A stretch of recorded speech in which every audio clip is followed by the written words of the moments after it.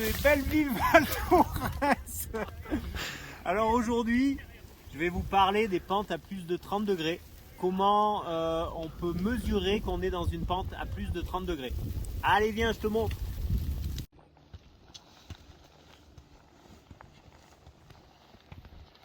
Voilà, alors si déjà j'arrive à faire le virage en pas tournant comme ça veut dire que je suis dans du moins de 25 degrés. Alors je vais vous montrer quand vous êtes dans une pente comment on peut savoir à quel degré d'inclinaison on est. Donc pour cela je vais utiliser mes bâtons. Donc je vais faire une marque de bâton sur la neige. Je vais planter mon bâton sur le bout de la marque. Je vais prendre mon deuxième bâton et je vais les relier. Je laisse pendre ce bâton à la verticale.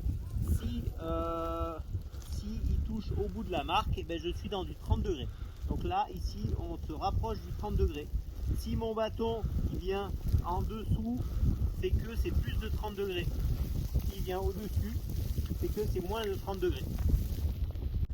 Donc si mon bâton il est 10 cm en dessous de la marque, ça veut dire que c'est 3 degrés plus raide que 30 degrés.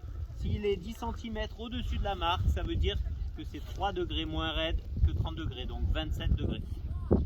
Alors ça c'est un moyen empirique. Maintenant il existe les iPhones ou les téléphones Android, etc. Pour ce faire, je laisse mon bâton dans la pente, dans le sens de la ligne de pente.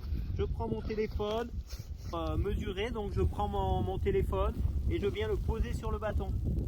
Et là qu'est-ce qu'il me dit? 29 degrés, donc j'étais plutôt assez juste.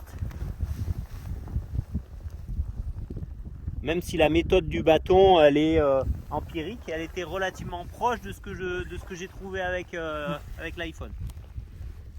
Donc voilà, ce qu'il faut comprendre, c'est que le plus important, c'est de savoir qu'au-delà de 30 degrés, les avalanches sont possibles. Et en dessous de 30 degrés, il y a peu de chances que vous ayez une avalanche.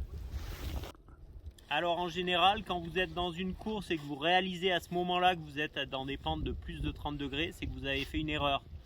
Le plus important, c'est de le savoir avant, donc ça, vous le faites sur votre préparation de course, sur la carte et sur les applications telles que Iphigénie ou Géoportail, les applications de téléphone et d'ordinateur qui vous permettent de repérer là où vous allez sortir.